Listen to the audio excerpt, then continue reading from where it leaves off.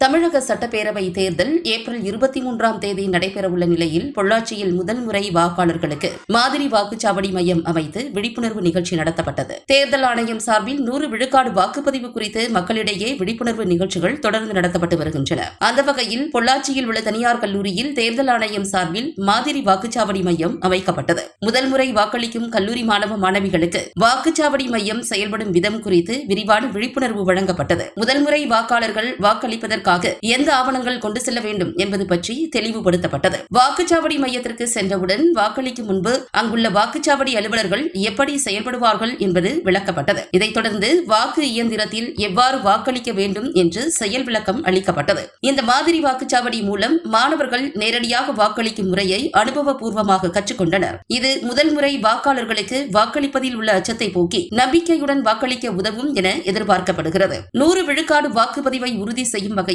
தேர்தல் ஆணையம் பல்வேறு விழிப்புணர்வு நிகழ்ச்சிகளை தொடர்ந்து நடத்தி வருகிறது.